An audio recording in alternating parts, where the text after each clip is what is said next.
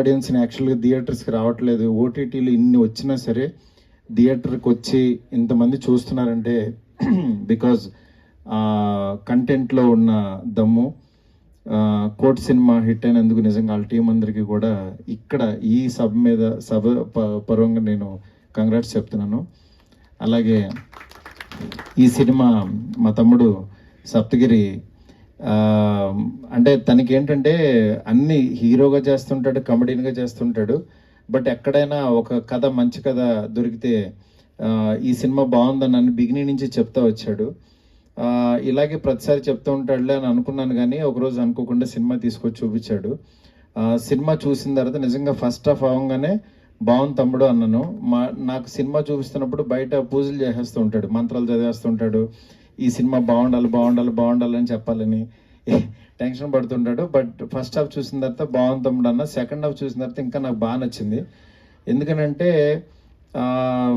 ఒక పల్లెటూరు వాతావరణంలో తీసుకున్న ఒక మంచి కథని రైటర్స్ బాగా రాశారు, డైలాగ్స్ కూడా. అంటే ఎక్కడ బోర్ కొట్టకుండా ట్రెండీగా రాశారు. అందువల్ల మీకు నిజంగా సినిమాని ఏమి ఎక్స్పెక్ట్ చేయకుండా కనుక చూస్తే డెఫినెట్గా ఒక మంచి సినిమా చూసామన్న ఫీలింగ్ వస్తుంది.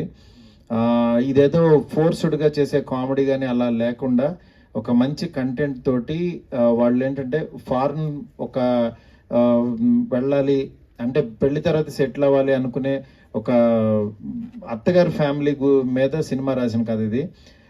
చాలా బాగుంది. డెఫినెట్గా ఈ సినిమా అందరికీ నచ్చుతుంది అనుకుంటున్నాను. ఫ్యామిలీ అందరూ హ్యాపీగా వెళ్ళి చూడొచ్చు. రేపు 21st రిలీజ్ అవుతుంది పెళ్లికరణ్ ప్రసాద్ సినిమా.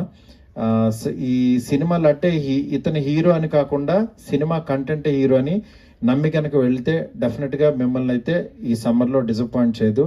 100% చాలా బాగుంటుంది.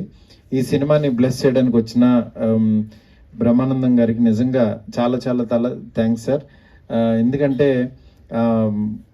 ఆయన గురించి చెప్పకూడదు, ఎందుకంటే అంత పెద్ద మాట్లాడే అర్హత లేదు. మార్నింగ్ లేచిన దగ్గర నుంచి ఆయన స్టిక్కర్తో స్టార్ట్ అవుద్ది డే, ఆయన స్టిక్కర్తో ఎండ్ అవుద్ది ప్రతి ఒక్కళ్ళ డే. అంటే నాదని కాదు, అంటే వెతుక్కుంటాం ఏ ఎక్స్ప్రెషన్ పెట్టచ్చని 1000 ఇచ్చారు. అందువల్ల అంటే ఇంకా మనం చెప్పలేం. మన నరనరాల్లోనూ బ్లడ్లోనూ బ్రహ్మానందం గారు ఉన్నారు. ఆయన ఫిజికల్గా ఇక్కడ ఉన్నా సరే బ్రహ్మానందంగా ఆయన లేకపోయినా ఆయనతో మనం గడుపుతాం బ్రహ్మానందం గారితో. నిజంగా ఆయనతో ఇట్లా షేర్ చేసుకోవటం చాలా ఆనందంగా ఉంది. ఈ సినిమా ఇంత మంచి విజయం సాధించాలని చెప్పి మనస్ఫూర్తి కోరుకుంటున్నాను. దీని నిర్మాత మా ఊరు బందర్ ఆయన అంట, ఇప్పుడే చెప్పారు. ఆయనకి బాగా డబ్బులు రావాలని చెప్పి మనస్ఫూర్తి కోరుకుంటున్నాను. అట్లాగే అభిలాష్ రెడ్డి గారి తనకి మంచి ఫ్యూచర్